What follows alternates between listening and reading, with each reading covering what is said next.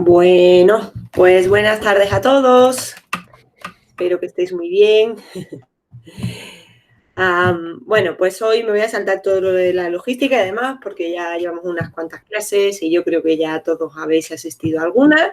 Así que directamente voy a presentar a Dani, que Dani es el líder del Developer Group de Madrid. Si alguien está en Madrid puede ir al Developer Group de Salesforce y lo conocerá en persona. Y hoy nos va a hablar de Sokul y DML, ¿vale? Que sería la forma que tenemos de trabajar con la base de datos en Apex. Así que os dejo con él. Hola, voy a compartir pantalla.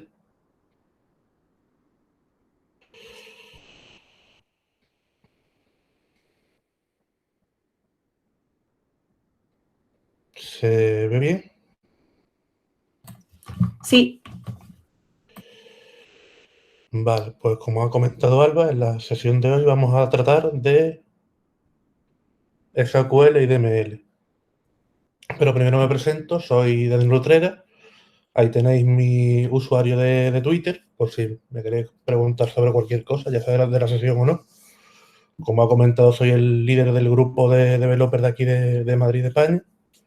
Llevo un año o algo así y solo es un evento cada 2 meses, 3, contando las novedades de Salesforce,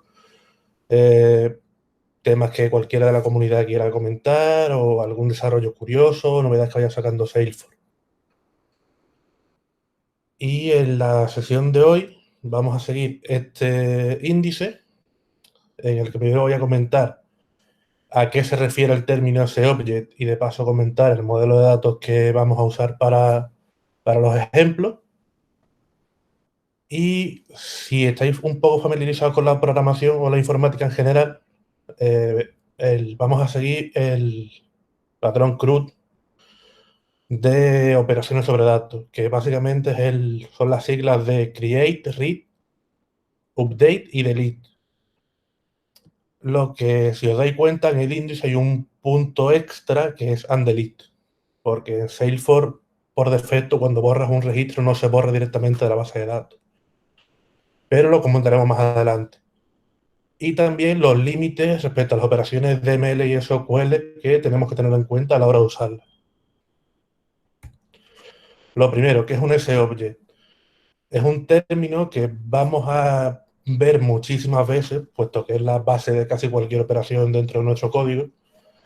Y cada vez que leamos un SObject, básicamente es un registro igual que tengamos guardado en Salesforce, por ejemplo. ¿Se ve el cursor del ratón? Sí, sí que se ve, Dani. Vale, por ejemplo, este objeto, el account, es un objeto por defecto de Salesforce, que en nuestro caso vamos a usar para modelar un cliente. En este caso solamente vamos a usar nombre y DNI. Entonces, por ejemplo, cada vez que hagamos operaciones con clientes, cada uno de esos registros de cliente es un SObject. Y en este ejemplo, lo que vamos a ver va a ser un cliente que tiene N compras, cada compra pertenece a una tienda y cada compra tiene N productos, cada uno con su importe, su coste y demás. Dicho esto, pasamos a la parte de Create. A la hora de crear registros, lo primero que tenemos que hacer es instanciar al SObject en Apex, que en este caso sería tan sencillo como nombrar el objeto que queramos usar y hacer un new del objeto que queramos. La forma más sencilla es esta, por ejemplo, account es igual a new account y luego a la variable que designemos le vamos asignando los valores a cada uno de los campos que queramos. Y para guardarlo sería tan sencillo como hacer un insert de la variable. Otra de las opciones que también tenemos a la hora de crear un registro sería hacer un new account y entre los paréntesis de ese new account poner los nombres de los campos y sus valores. Pero en vez de acabar en punto y coma, la línea tiene que acabar en coma. Este es un detalle bastante importante porque si alguna vez se nos escapa y ponemos un punto y coma, cuando le damos a guardar, en la Developer Console se va a volver un poco loca y no es muy sencillo de encontrar porque no entiende que es el fallo. Entonces es uno de los fallos típicos que suele ser un poco lío de encontrar. Y por último, si no queremos instanciar una variable, También podemos hacer directamente el insert sobre base de datos con la clase database. Entonces, por ejemplo, en este caso tendríamos database.insert y la cuenta que acabamos de instanciar. Y de esta forma también con este registro de aquí, el database Result, podemos sacar el ID de la cuenta y si la operación ha tenido éxito o no.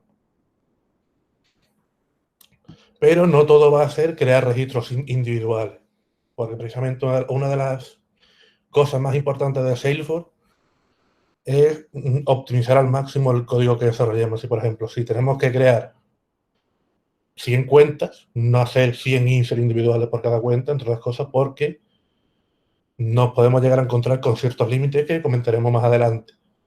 Entonces, por ejemplo, una de las opciones es definimos una lista de cuentas y le añadimos tantas cuentas como creamos necesarias y después hacemos un insert de esa lista.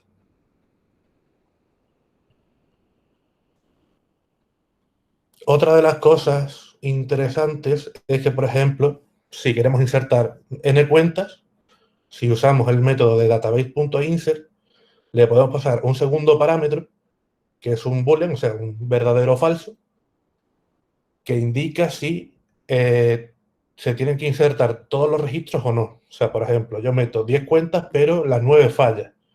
Si yo le pongo esto aquí a true, no se guardaría ninguna de las 10 y me daría un fallo. Me diría, oye, mira, en esta cuenta tienes este fallo. Pero si lo ponemos a false, se guardarán las 9 que no tienen ningún problema y tenemos el error de la última, pero las otras se habrán guardado correctamente. Y como comenté al principio, todos los registros de Salesforce son ese object. Por tanto, igual que yo puedo definir una lista de cuentas, puedo definir una lista de ese object y dentro guardar las cuentas. Lo cual es un detalle que para algunos casos es muy útil. Por ejemplo, supongamos que yo quiero guardar un cliente con un ticket. Bien, podemos hacer dos inserts, hago el insert del cliente. Una vez que ya hago el insert en el cliente ya tengo su ID correspondiente de Salesforce, que lo podemos referenciar aquí con una relación de cliente.id. Y insertar el ticket. Pero entonces estaríamos haciendo dos operaciones. Por lo que podremos hacerlo así. Tenemos una lista de ese object con los registros que queramos. Añadimos la cuenta y luego añadimos el ticket referenciando el cliente por su campo de relación y lo instanciamos con este campo aquí, que os lo enseño en un momento. En Salesforce podemos definir campos como que sean IDs que funcionen como IDs aparte del suyo propio interno. Entonces, por ejemplo, podemos referenciar que este ticket de aquí va a ir contra esta cuenta y como está justo después, se insertará primero la cuenta y después nos creará el ticket relacionado a la cuenta esta de aquí arriba.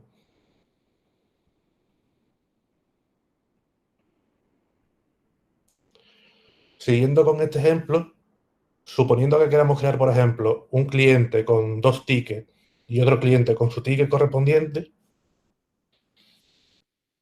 podremos hacerlo así. Pero la forma correcta a la hora de hacer insert de distintos tipos de objetos es por orden, o sea, por ejemplo, primero todas las cuentas, después todos los tickets, después todos los productos, porque por detrás Salesforce, cada vez que tú haces un cambio de tipo en una lista haciendo un insert, lo entiendo como una agrupación. O sea, por ejemplo, en este ejemplo de aquí tenemos cuenta, ticket, cuenta y ticket. Entonces sería esto de aquí un grupo, este de ticket otro grupo, este de aquí otro grupo y este otro grupo. Serían 4. Mientras que aquí sería cuentas un grupo y ticket otro serían 2. Esto es un detalle importante porque si estos grupos, entre comillas, son más de 10 a la hora de hacer el insert, Salesforce nos va a dar fallo de límite. Y es algo no muy común, pero nunca está de más saberlo. Y por otra parte, aparte del el ejemplo que pusimos antes del database.insert con el true o false, si queremos hacer varios inserts de distintas cosas o cualquier tipo de operación sobre registros y se tienen que dar ciertas condiciones o si no, que no se haga nada, tenemos el database save point, que básicamente es un punto de guardado en el que yo digo, vale, a partir de aquí hasta que acabe esta parte de código, yo puedo decir en cualquier momento que vuelva atrás. O sea, por ejemplo, en este caso aquí, tenemos dos inserts de cuenta dentro de un try catch que, por si acaso no se comentó antes, el try catch básicamente es todo lo que esté dentro del try, si da algún tipo de error, se captura aquí en el catch para poder realizar el tipo de operaciones que nosotros queramos. Por ejemplo, cuando yo inserto esta cuenta, como tienen el mismo número de identificación que debería ser único, me va a dar un fallo de que es duplicado. Entonces, por ejemplo, yo podría decir aquí, quiero ver el error que me está dando y aparte quiero que no me guarde ninguna de las dos cuentas. Entonces, hago un rollback al save point del principio y no se guarde ninguna de las dos. Y con eso, en principio, está toda la parte de creación de registros, que serían operaciones de DML. Ahora toca la parte de lectura, que esto ya son SQL, y lo primero de todo es un plugin de Chrome que se llama Save for Inspector, que tanto para los que llevamos mucho tiempo como para los nuevos a la hora de hacer consultas, a mí me parece que es una maravilla. Y si os parece, os enseño aquí un ejemplo. Esto sería un registro de clientes cualquiera. Y aquí tenemos el botón del inspector. Una de las cosas interesantes que, por ejemplo, podemos ver todos los datos de un registro, incluyendo los que no estén mostrando por pantalla y sus distintas relaciones. Entonces, por ejemplo, aquí tenemos los tickets y si le damos a export, nos saca ya directamente los tickets con el ID del cliente que queramos. Pero otra de las opciones, si le damos a Data Export,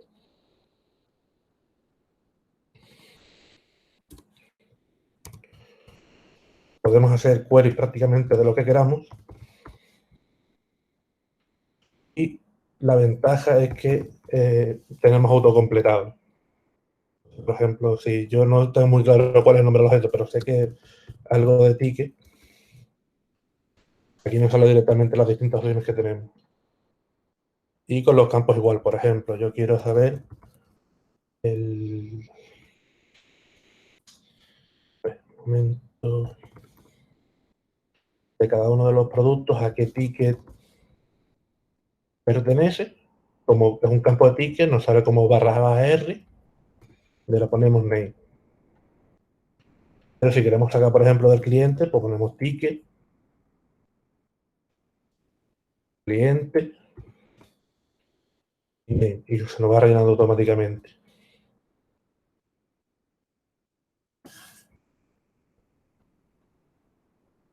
Entonces, yo creo que es una extensión de Chrome que es bastante útil. Respecto a lo que son la consulta de datos en sí, lo principal es la palabra select como principio de la consulta, los campos que queramos sacar del objeto separados por coma, from, indicamos el objeto que queramos, y a la hora de ejecutar la consulta podemos hacerlo así, entre llaves, o teniéndolo en una variable de tipo texto y usando database.query y la variable de texto que queramos. También, bueno, estos dos casos de aquí normalmente nos devolverían una lista de registros, en este caso una lista de account. Pero si la consulta que nosotros queramos sabemos que devuelve exactamente un registro, podemos guardarla directamente en una variable de tipo account. Esta opción de aquí, si bien alguna vez se puede ser útil, yo creo que no es muy recomendable, ya que si se da el caso de que esta consulta aquí, este select, no devuelva ningún registro o devuelva 2 o más, va a dar fallo. Por tanto, nos exponemos a que falle sin necesidad de ello. Otra de las opciones que también tenemos es, si no queremos guardar la lista de ninguna forma en variables porque solamente queramos recorrerla por algo, por ejemplo, en este caso solamente quiero pintar por pantalla los nombres, los registros de los clientes. Dentro de un propio bucle for, podemos decir que recorra todas las cuentas que son clientes, o sea, una variable, la variable cliente, dentro de la lista que es esta query. Y otra de las opciones que también podemos hacer a la hora de las consultas, que si bien hasta ahora, como lo hemos visto, puede que no parezca muy útil, pero que a partir de la siguiente sesión con los triggers, creo que sí es bastante útil, es sacar la consulta como tal a un mapa por ID, ID del registro y el registro como tal. Entonces tendríamos aquí un mapa con todos los ID de clientes y el registro de cliente como tal.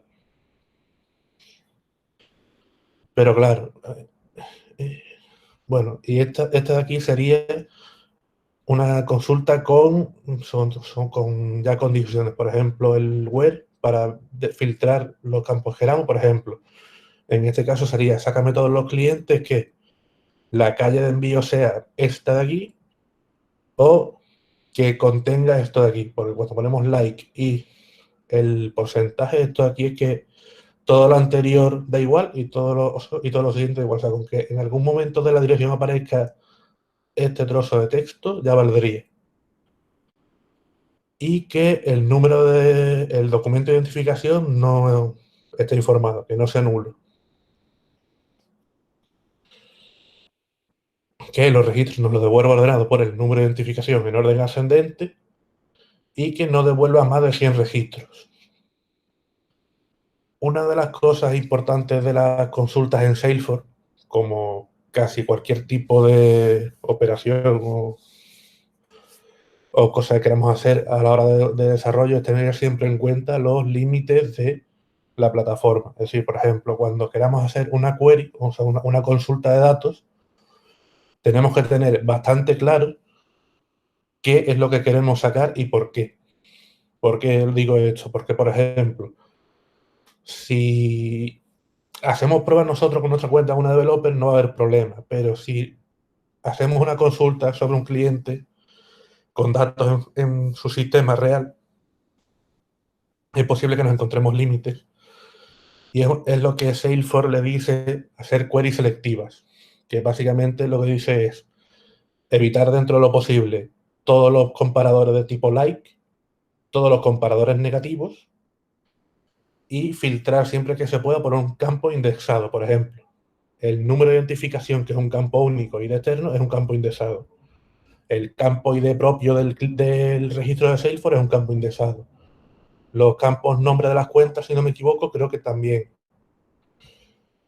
Pero eso, si no recuerdo mal, en la lista de campos tenemos un check en el que nos dice si están indexados o no. De forma que preferentemente hay que filtrar siempre que se pueda por esos campos, porque así la consulta también será más rápida. No obstante, sí, tenemos campos nuestros propios que no son indexados, pero lo vamos a usar muchas veces para filtrar en muchas consultas distintas o muy recurrentemente. Se le puede pedir a Salesforce que nos indexen esos campos.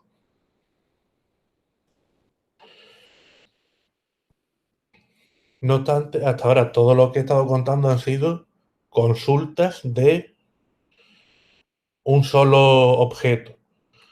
Pero ¿qué pasa si yo quiero sacar información, por ejemplo, de cliente y de ticket? Una de las opciones es, por ejemplo, hacer la consulta sobre ticket y sacando datos del cliente que está por encima suyo. O sea, ticket depende del account que es el cliente.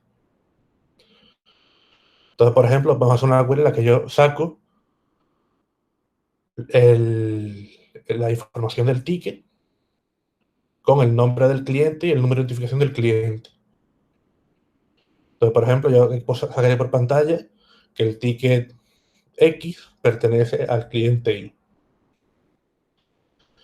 Pero, por ejemplo, si queremos sacar información de los clientes y sus tickets, esta consulta no valdría porque se puede dar el caso de que yo como cliente no haya comprado nunca y no tenga ningún ticket. Entonces podemos hacer una consulta en la que ya select el ID del cliente, su nombre y una consulta interna en la que yo saco todos los tickets de ese cliente. Porque yo sé que la relación de ticket del cliente es esta aquí, ticket / R. Que eso lo podemos ver en el inspector. Sería aquí, ticket / R.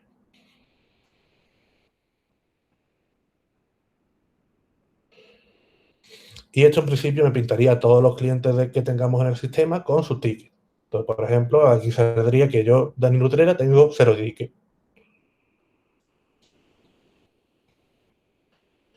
¿Por ahora se escucha todo bien o...? Sí, escucharse Sí, se perfecto. escucha. No sé si alguien quiere hacerle alguna pregunta a Dani. Mira, te están preguntando, ¿ticket es un child de cuenta? Sí, mira, lo enseño en un momento. En este caso, ticket está relacionado con cuenta con una relación master retail. Es decir, no puedo tener un ticket sin tener cuenta. Que sería este de aquí.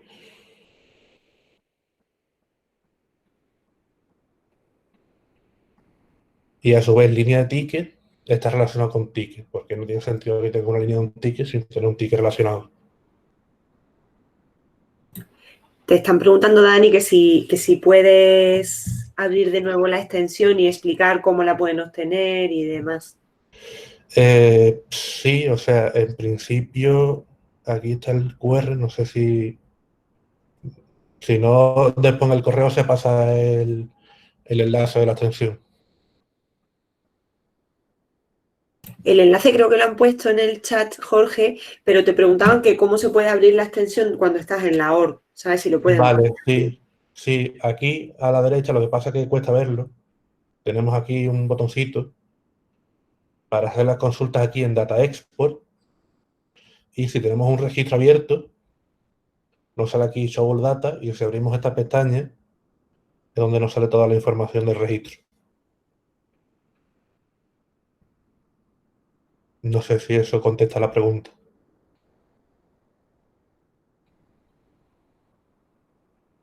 Creo que sí, Dani, gracias. Y otra cosa también curiosa que en algún caso nos puede servir es si tenemos un ID de algún registro que no sepamos muy bien de qué es, aquí se lo podemos pegar y nos dice de qué tipo es. Porque además una cosa interesante que creo que nos ha comentado y es como un detalle curioso, los 3 primeros caracteres de un ID de un registro de Salesforce identifican a qué objeto pertenece. Entonces, por ejemplo, todos los accounts van a ser siempre 001.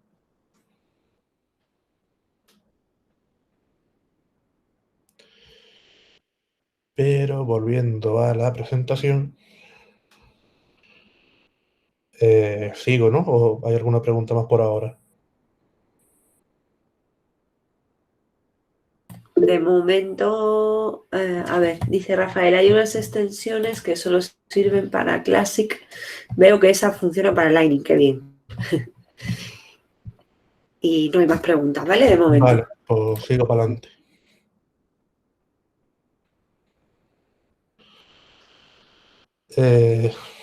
Ahora que ya sabemos cómo crear y cómo hacer consultas, vamos a ver cómo podemos actualizar los registros en Salesforce. Lo primero, la forma más sencilla es hacer una query, una consulta, en el que yo digo, vale, quiero traerme el cliente con este DNI, este número de identificación, le cambio los campos que yo quiera al registro, en este caso el número de teléfono, y en vez de insert, pues la acción es un update. No tiene más misterio. No obstante, hay algunos casos en los que, por ejemplo, un caso con los tickets. Supongamos que todos los días las tiendas nos mandan un fichero CSV que tenemos que cargar con todos los tickets de ese día. Habrá tickets que pueda que existan de antes y habrá tickets que no. Entonces no sabemos cuáles son updates y cuáles no. En ese caso, podemos usar un ID externo para controlar qué registros son nuevos y cuáles no, y en vez de hacer un update, hacer un upset, que esto básicamente es la combinación de un update y un insert. Entonces, de esta forma, si cuando yo hago un upset de este cliente no existe este registro o un registro con este DNI, me lo va a crear nuevo, pero si ya existe, me lo va a actualizar con los campos que yo le pase.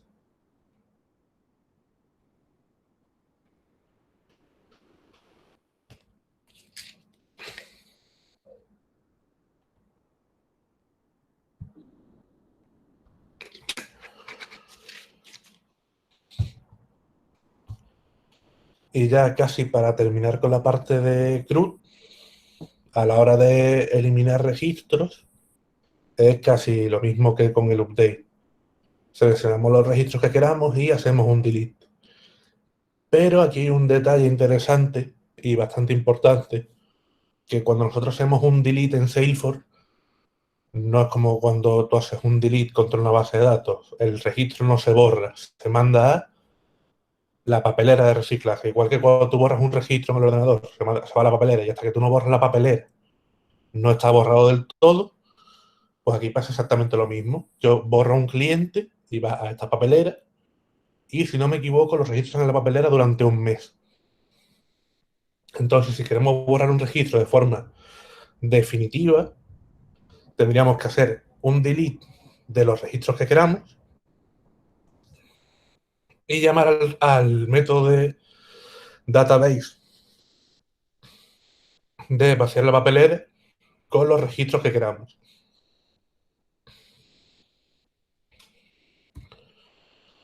Y suponiendo que no hayamos hecho esto, tenemos el undelete, que por ejemplo, yo he borrado un cliente, me doy cuenta que realmente no tenía que borrarlo y me hacía falta.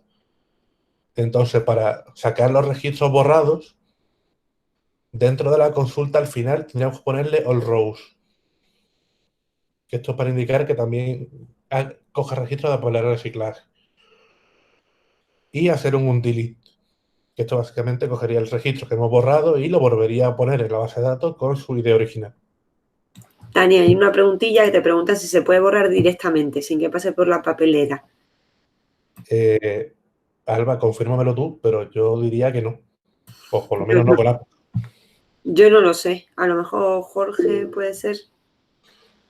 O sea, hasta donde yo sé, no. Si de alguna forma puede que yo no la sepa, pero juraría que no. Ya que se me ha preguntado, no se puede evitar la papelera. Sí, lo que puede hacer, creo, luego es purgar. Tú puedes borrar y luego creo que puedes purgar. Sí, es lo que he puesto yo aquí. Que, oye, hazme un borrame estos registros y aparte los borra de la papelera. Pero son dos operaciones, sí o sí.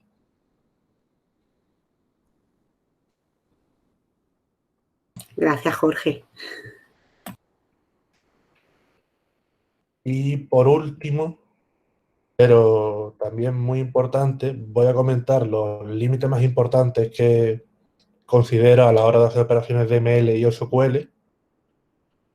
En el caso de las operaciones de ML dentro de una misma transacción, o sea, dentro de nuestro código como tal, cada vez que se ejecute, no se pueden hacer más de 150 operaciones. Es decir, si quiero hacer 200, insertar 200 registros, no puedo hacer 200 insert individuales porque cuando llega al 151 nos va a dar un límite de operaciones de ML.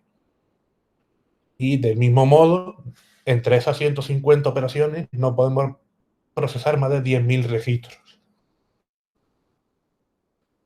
Y aparte lo que comenté de que si hacemos una inserción de distintos tipos de ese object, no puede haber más de 10 cambios de tipo porque también daría un fallo a la hora de hacer la transacción. Y por otra parte, los límites de SQL un límite que se suele dar bastante, por desgracia, es el límite de consultas máximas que se puede hacer, que es que dentro de una transacción no puede haber más de 100 consultas SQL. Si no, un error que yo al menos he visto bastante es que os saldrá un error de too many queries 101. Y con los registros igual, no puedo traerme más de 50.000 registros. Y esto de aquí, lo de las relaciones, me refiero a, por ejemplo, antes cuando puse el ejemplo de ticket, que tenía línea.ticket.cliente. Esas relaciones de subida puedes hasta 5 veces. Si intentas hacer más, falla. Y consultas dentro de otras consultas, por ejemplo, lo de select el name y select ticket from cliente. Si yo intento hacer un select dentro de un select dentro de un select, me va a decir que no se puede tampoco. Así que solamente se podría una. Y esas son las cosas más importantes que he visto yo en principio respecto a temas de operaciones sobre datos. He dejado por aquí 4 módulos de Trailhead y le pasaré a Alba la extensión de Chrome para que la ponga también en el correo. Y en principio esto es toda la presentación. Si tenéis alguna pregunta o cualquier cosa que creáis que pueda comentar o enseñar o lo que sea, ahora es el momento.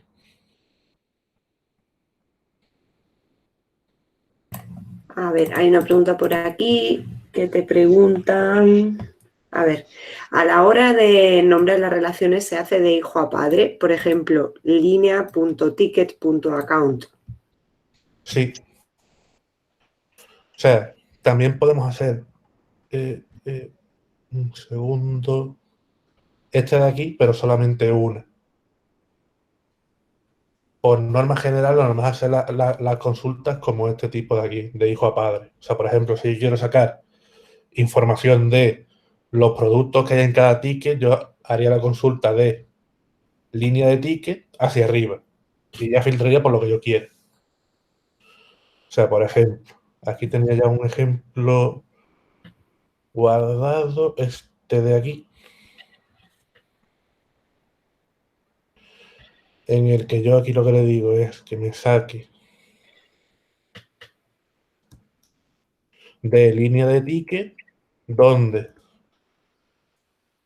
la tienda, el nombre de la tienda esté dentro de esta lista, que este es un operador que se me olvidó de comentarlo antes, también podemos hacer esto, que es poner un in y una lista de valores y que me lo ordene y que me ordene los resultados por DNI del cliente, por la fecha de creación del ticket y por el importe. Entonces yo en el momento que hago la consulta desde línea de ticket puedo filtrar por cualquier cosa que tenga por encima. Hasta un límite de 5 relaciones. Daniel, a lo mejor podrías enseñar en un objeto cómo encuentras el nombre de la relación, ¿sabes? Porque en los custom objects es //r, pero en los objetos estándar a veces es un poco raro, ¿no? Sí, por eso he dicho que en el Salesforce Inspector aquí tienen todas las relaciones. Que tiene de qué objeto es la relación y los nombres. Yo por lo menos es lo que yo uso a la hora de buscar relaciones de cualquier tipo de objeto. En el setup del objeto también se podría ver. Sí, también. Mira, había otra pregunta por aquí que te ha preguntado Jaime. Entiendo que un padre puede tener muchos hijos, pero un objeto hijo puede tener más hijos a su vez. Creo que no termino de entender la pregunta. Yo creo que lo que te está preguntando es, claro, si tú, por ejemplo, ¿cuál era el ejemplo que tú tenías? Que Sí, por ejemplo, aquí... Eso. Sí, que yo tengo un cliente que tiene uno o muchos tickets y un ticket solo tiene una o muchas líneas. ¿No? Algo de ese estilo. Ese sería un ejemplo, ¿no? Como lo que tú estás preguntando, Jaime. Sí, dice que sí. Vale, luego por aquí Laura estaba comentando el tema de utilizar un objeto junction para hacer relaciones N a N, ¿vale? No sé si quieres comentar algo sobre ese tema o... No lo he comentado porque, no sé, tampoco lo veía como algo relacionado directamente con las queries, pero Ya. no sé, si lo quiero comentar un momento, yo ahora mismo no sé cómo contarlo. Me ha pillado un poco un blanco. Bueno, es que Sí. se supone que para hacer... Venga, Laura, cuéntalo tú. Bueno, básicamente lo que te hace un join object que une dos objetos para poder hacer relaciones de N a N. Normalmente tú tienes una relación de 1 a N, ¿vale? Por ejemplo, una cuenta puede tener múltiples contactos, ¿vale? Eso sería una relación de 1 a N, donde cuenta o cliente es el padre y los contactos son siempre hijos de ese padre. Sin embargo, lo que puedes hacer en los join objects son decir, vale, yo tengo una cuenta que es un cliente que a su vez puede tener, un ejemplo, espera, que puede tener el que, pues a lo mejor tiene 5 mochilas, ¿vale? Y esas mochilas pueden pertenecer, bueno, a lo mejor mochilas no es el mejor Vale, ya sé cuál es el ejemplo típico que se Y suele dame un poner ejemplo, por favor, Dani. en todas las charlas. Trabajadores y proyectos. Vale, sí, perfecto. Yo como trabajador puedo estar en 3 proyectos y un proyecto tiene N trabajadores. Entonces tú tendrías una tabla en la que yo tengo que yo, Dani, estoy en el proyecto A y yo, Dani, estoy en el proyecto B. Entonces, por ejemplo, por no cambiar ahora esto de aquí, supongamos que esto aquí es trabajador y este de aquí es proyecto. Tendría la relación de aquí a aquí con trabajador y la relación de este con proyecto. De forma que se atacaría el objeto intermedio. Eso es. ¿Puedes comentar también la diferencia entre lookup y master detail? Sí, Pues mira, sí, ya que estamos. es otro detalle interesante. Como comenté antes, la relación entre ticket y cliente es un master detail. ¿Qué quiere decir esto? Que es una relación directa y obligatoria. Es decir, yo no puedo crear un registro de cliente si no lo relaciono. No puedo crear un registro de ticket si no lo relaciono con un cliente. Porque son dependientes entre sí. No obstante, por ejemplo, este de aquí, el de tienda lo he puesto como un lookup porque, bueno, supongamos que en algún momento la tienda cierra, pero el ticket sigue siendo mío. O sea, yo puedo tener una relación entre 2 objetos opcionales o esta opción que es como de jerarquía. Y otro detalle importante de los master detail es que todos los registros de Salesforce por defecto tienen un owner, o sea, un dueño de dicho registro. Pero si el objeto tiene master detail con otro distinto, o sea, por ejemplo, este de aquí no va a tener no va a tener campo de owner porque su owner va a ser el mismo que el cliente. Que el que sea owner del registro del cliente porque depende de él directamente. Sí, otra cosa, perdón, Dani, otra cosa de los master detail es que si borras el padre, se borran los hijos. Sí, también. Y otra cosa interesante de los master detail es que podemos usar campos rollup. O sea, por ejemplo, en este caso de aquí yo tengo línea de ticket que tiene un importe y yo aquí en ticket tengo un campo importe total que es la suma de los importes de cada una de las líneas. Y esto se puede hacer porque es un master detail de línea de ticket con ticket. Si no, habría que hacerlo por código. O sea, con desarrollos o de alguna otra forma.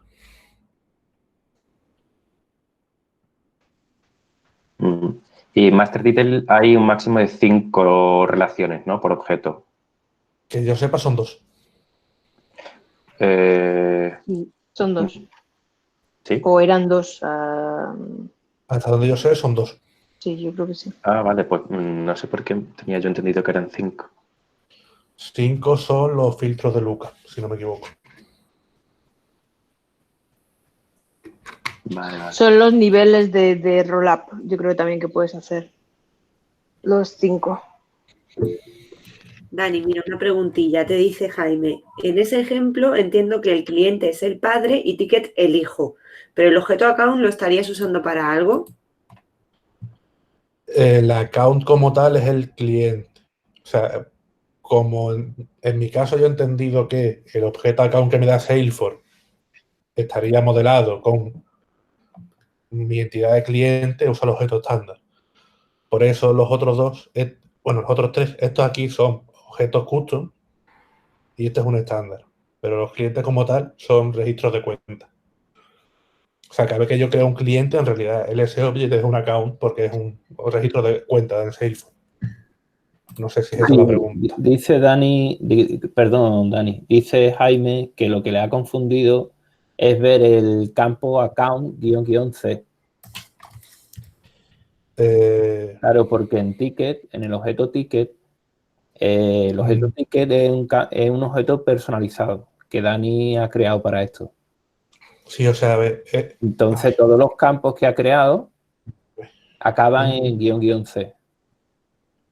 Y en este caso lo que ha creado es un campo que se llama cliente, cuyo nombre API tiene que acabar en --C, que es cliente-C, y que apunta al objeto account con la forma de relación master detail.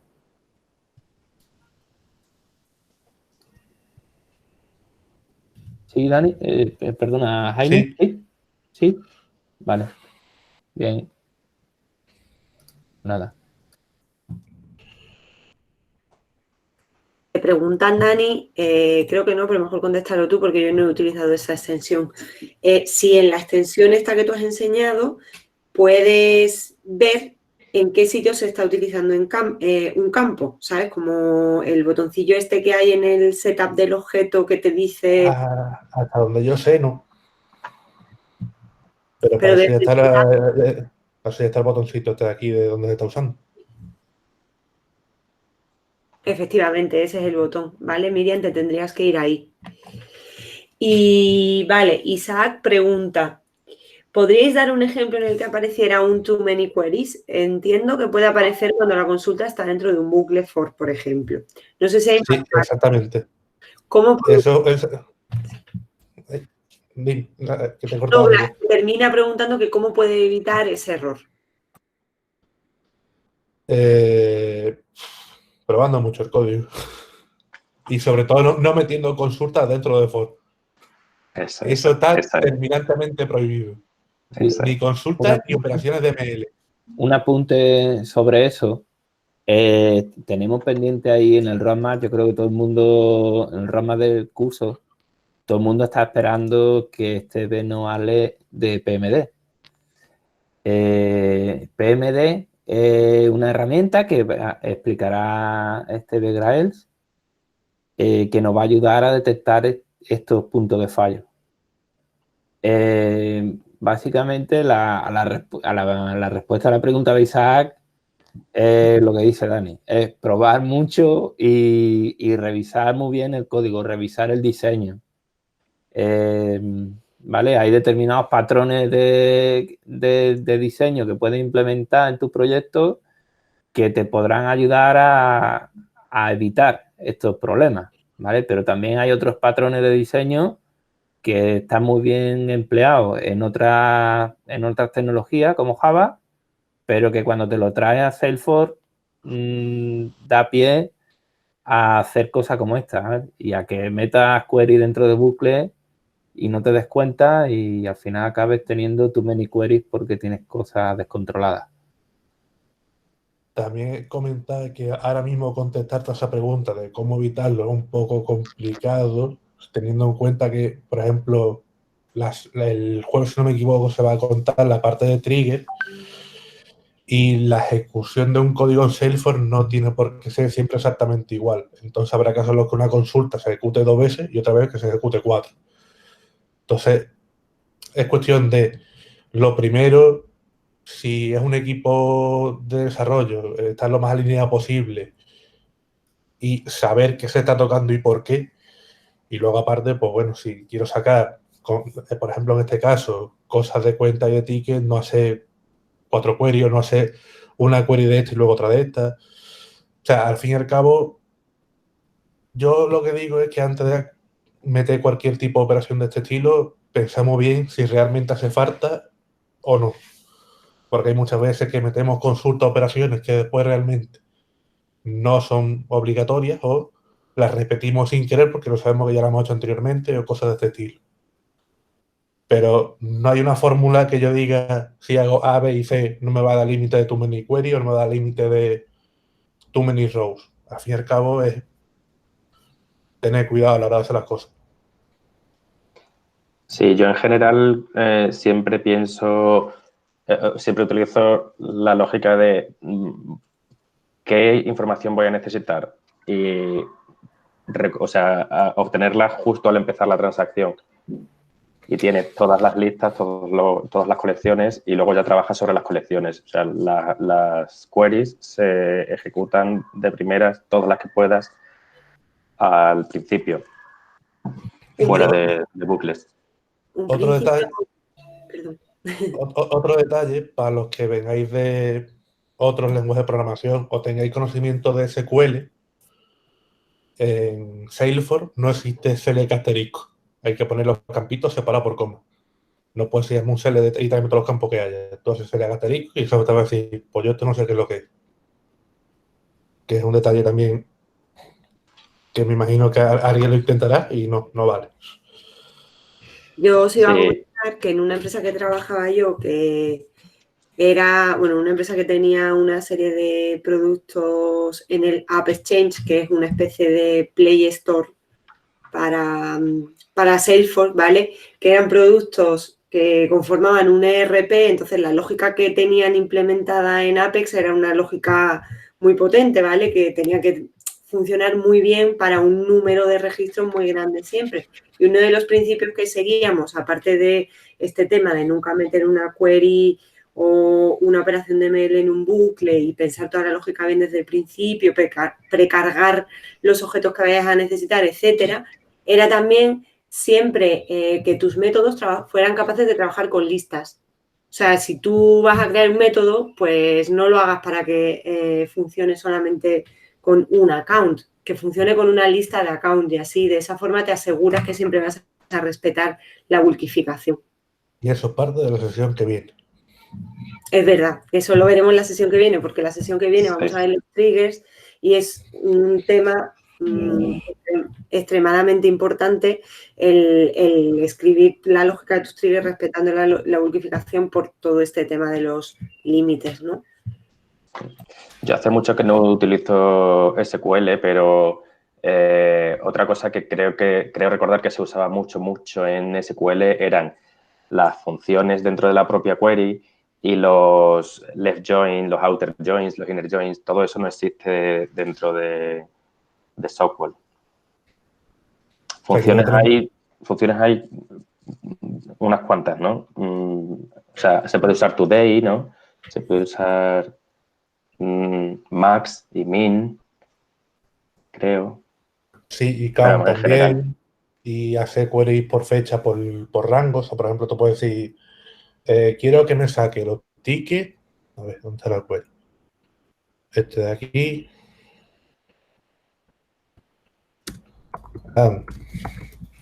Create date es menor.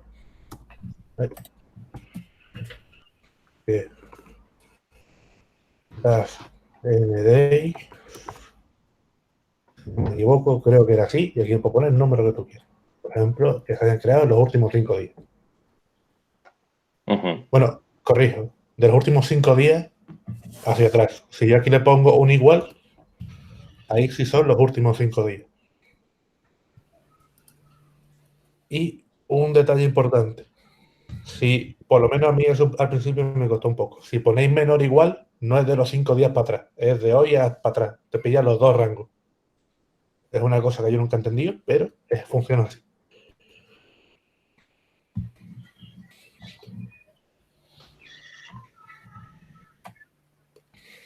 Dani, mira, otra preguntilla que había por aquí. Te estaba preguntando Miriam, ¿qué diferencia hay con utilizar la Tooling API en la extensión que tú has enseñado, pero vamos, que creo que se puede seleccionar también cuando haces queries con la Developer Console o con WordPress o lo que sea. Entonces, ¿qué diferencia hay y en qué casos sería recomendable utilizarlo? En principio, si no me equivoco, la Tooling API es para sacar otros objetos que por consultas normales no se pueden utilizar. Y si no me equivoco, es muy poco probable que la uséis. O sea, por ejemplo, yo la uso en la consola cuando Salesforce te da X megas de log y si te falla, para ver los logs que tiene, es con la Tooling API, pero no era así.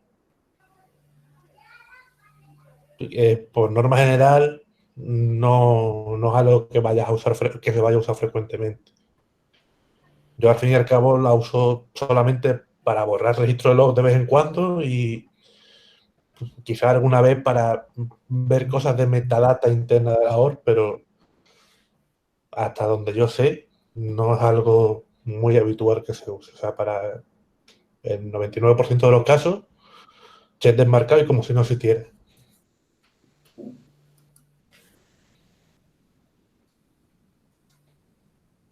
Está preguntando Borja que que él tiene entendido que los mapas son más eficientes en cuanto al nivel de rendimiento que las listas. Yo la verdad es que no tengo esa información, Borja, no lo sé, pero no sé si alguna otra persona de la llamada sabría decirlo. No sé. Bueno, lo que explicó Pedro el otro día era básicamente también que en las listas pues, no tendrás... no me acuerdo si eran las listas o los mapas, pero en uno de ellos no tendrías valores repetidos y en el otro sí. Si alguien me dice cuál era. Esos son los sets. Bueno, y los mapas también. Y los mapas. En la lista puedes tener... Ah, está ahí Pedro. Vale. Sí, en la lista puedes tener valores repetidos. ¿Sabes? Yo, por ejemplo, en el caso de los mapas, como he comentado, en la sesión que viene cuando se ven los triggers, sí va a ser muy útil porque, por ejemplo, si yo tengo una lista de tickets y quiero sacar todos los datos del cliente, yo me puedo sacar una lista de los clientes, hacer un mapa por ID y yo con el ticket digo, vale, mapa punto, sácame el cliente ID de aquí. Y ahí sí es más rápido, porque no estás iterando sobre la lista completa de clientes todas las veces. Pero volvemos a lo de antes, depende de qué es lo que quieras hacer. Si lo único que quieres es, por ejemplo, el primer ejemplo que puse yo, que es, voy a hacer un print por pantalla de la lista de clientes, no vas a hacer un mapa para pintar la lista del mapa. Por ejemplo, no sé, creo que es un poco sobrecargar código innecesariamente. Claro, yo quería aclarar que cuando he dicho que hacer que tus métodos reciban listas, me refería a colecciones. O sea, me vale listas, me vale sets, me vale mapas. El caso es que trabajen con colecciones de elementos y no solamente con elementos individuales. Y luego lo que tú tenías por ahí, ¿puedes enseñar, Dani, el patrón ese que estabas haciendo una query y guardándotela en un mapa? Sí, está aquí arriba. Luego hay una serie de patrones que se utilizan mucho, para los cuales los mapas son muy útiles porque te evitan tener que repetir código y te evitan, pues... Aquí, este de aquí. Efectivamente, y te evitan llegar a otros límites. Hay otro límite, por ejemplo, que es de CPU time, ¿vale? Que sería como el tiempo de CPU que emplea cada transacción. Entonces, cuanto más eficiente sea tu código, mejor. O sea, a mí una de las cosas que me gusta de la programación en Apex, hay gente que lo odia, ¿vale? Que sea tan restringido, pero a mí es una de las cosas que me gusta porque es como que cada vez que haces un código tiene que ser un código de mucha calidad, que tenga en cuenta un montón de cosas para que no te salten los límites y que tiene que estar bien dimensionado y sea extensible en un futuro. Entonces, para mí eso es una de las cosas que me gusta del lenguaje. Vale, sí, a mí también. Porque en general es como que te fuerza a cumplir buenas prácticas de código.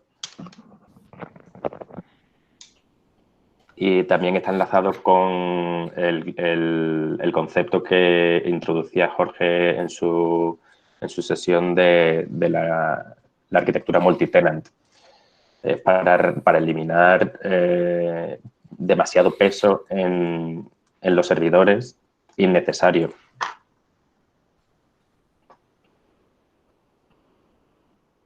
Todas estas limitaciones que tiene Salesforce están enfocadas a eso, a que la estructura compartida, la arquitectura compartida pueda ser utilizada por mucha gente, no solo, y que tú no estés consumiendo recursos innecesariamente.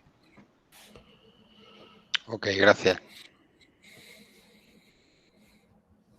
Ya está, ya había comentado por ahí que a lo mejor damos una clase de SOQL avanzado para ver cómo hacer queries agregadas. Podemos ver también la parte de SOSL, que sería un lenguaje de búsqueda, ¿vale? En la base de datos. Y además que no lo habíamos querido meter a este nivel porque no sabemos qué nivel, qué experiencia tiene la clase, la gente que está en la clase, ¿vale?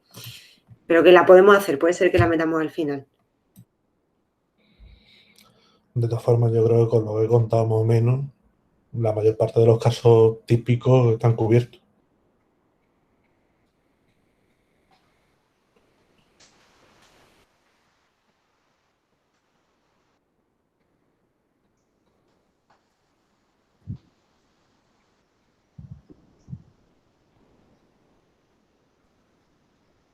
Vale, ¿hay más preguntillas por ahí?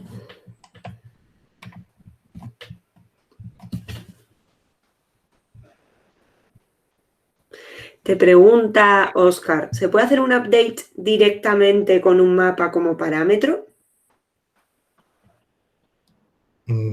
Puedes hacer un update contra los valores del mapa. O sea, por ejemplo, si ves aquí, yo aquí estoy haciendo un for y lo que estoy sacando es mapa.values. Entonces yo puedo hacer mapa.values y hacer el update de esta lista de aquí. Por ejemplo.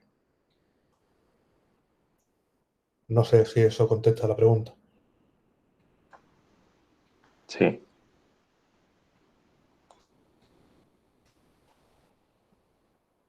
Tiene que ser con listas. Por ejemplo, si tienes un set, lo tienes que convertir a lista, pero es muy fácil porque hay un constructor de lista que acepta un set como parámetro. Vale, aquí otra preguntilla de Miriam.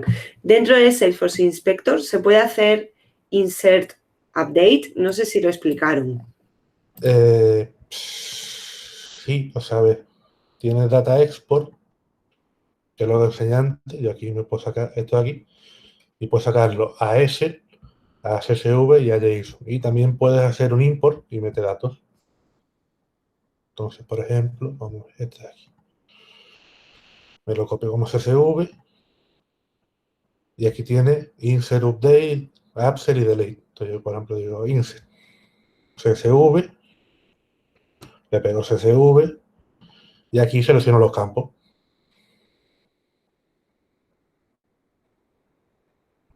Que en este caso, pues no sé qué es lo que estoy haciendo, que no me lo pilla bien.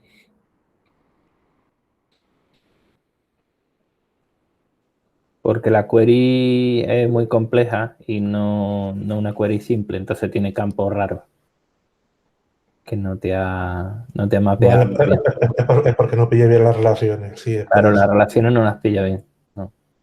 No puede, a la hora de hacer una actualización, no puedes actualizar objetos del padre. O sea, no puedes navegar por las relaciones para hacer la actualización. Sí, aquí ¿Vale? Para hacerlo me venía un poco arriba con el CSV. Sí, vaya, esa es una característica también de la forma de operar con datos, ¿vale? Del DML. A ver, mira, vamos a una cosa, voy a cambiar la consulta en un momento. Este aquí. Este de aquí.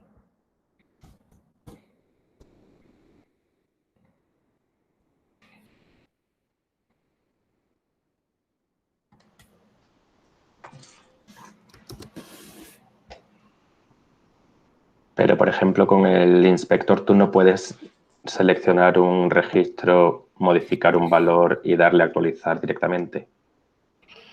Yo que no lo suelo usar mucho, entonces no estoy muy familiarizado. Sí que se puede hacer esto, se puede editar registros uno a uno también. Vale, vale. En la vista que ha enseñado antes Dani, Sí, aquí. que dice Show, ahí te Ahí puedes tenía trabajado. sí, Toca lo que tú clica, quieras. clica en algún valor, en el valor de algún campo. Este no, que ahí también Este tengo. que era una picklist o cualquier. Es un campo fórmula. El nombre, ¿vale? El nombre. Ahí puedes editar el nombre y tiene los botones para guardar y cancelar. Sí, yo creo que eso era más bien lo que estaba preguntando Miriam. Eso también está en la Developer Console, ¿eh? O sea, es algo que yo utilizo un montón. Y puedes añadir líneas nuevas y tal en la Developer Console, que aquí creo que no puedes. A no ser que arriba tengas algo en el more o algo así, ¿no? Creo que no. No, aquí no puedes crear registros así tan fácil. Punto para la Developer Console. Developer Console no puedes filtrar los nombres de los campos. Ya. La batalla de las extensiones. Entonces, bueno, pues aquí se le pongo ticket, ya que me deja poner los. Vale. Que no había cambiado tampoco el nombre del. Vale, ahora sí. Entonces, sí, aquí la voy a guardar. Están preguntando por más extensiones. Yo creo que podríamos pensar en meter una sesión hablando solamente de extensiones. Ah, pues sí. Sí, Todos mis extensiones. favoritos también. Extensiones o utilidades, porque por ejemplo el Workbench yo lo uso mucho también. Sí, el Workbench es otra de esas cosas, sí o sí. Sí. Vamos a ir primero con Visual Studio, ¿vale? Vamos a pasar por Visual Studio y luego vamos a ir pensando en una sesión sobre extensiones. Sí, Salesforce Inspector, Organizer, Navigator. Los colorcitos. Pues ahí sí, esto sí me va a venir a mí bien. Ahí tenemos. Es que hay para hacer una sesión entera. Sí. Muy bien, muy bien. Bueno, pues Alba ha tenido que salir, pero bueno, yo creo que si no hay más preguntas por ahí, ya está la sesión hecha, ¿no? La semana, bueno, el jueves que viene vamos a hablar de triggers con Virginia. Será una introducción, o sea que tampoco esperéis aquí como patterns y cosas de patrones muy avanzados, pero bueno, sobre todo es una introducción. Si vemos que necesitamos algo más avanzado, ya también lo plantearemos, ¿no? Exacto. De todas formas, lo que hemos dicho, si alguien tiene alguna pregunta concreta que se cargue del temario y lo que quiera saber ya, tiene nuestro dato de contacto, nuestro Twitter y demás. Nos pregunte lo que quieran. Exacto. Sí, la grabación la mandará mañana Alba, junto con los enlaces de los recursos más que ha puesto Dani. Los comentarios creo que al final no se graban en la grabación, no aparecen en la grabación. Pues lo que yo creo bueno, que se quedaba en un documento, ¿no? O algo en Drive. Sí, pero creo que no sé que Alba no los está compartiendo. Pero bueno, que es lo que tú has dicho, que si hay preguntas que nos las pueden redirigir igualmente. Ahí echa mano de Twitter, de LinkedIn, de lo que tengáis por ahí, ¿vale? Nos podéis encontrar en todas las redes sociales, si no a uno o a otro, y podéis tirarnos preguntas directamente, ¿vale? No va a haber problema. Yo espero no haber dejado a nadie colgado de lo que a lo mejor muchas veces me pasa por despiste, ¿no? Pero... Sí, y se te pasa. Bueno, pues cerramos ya entonces, ¿no? Muchas gracias, Dani. Y nada, nos vemos el jueves con Virginia. Muchas gracias a todos por asistir. Muchas gracias. Y espero que os haya servido. Y que se haya entendido bien. Perfecto. Chao. Ahora.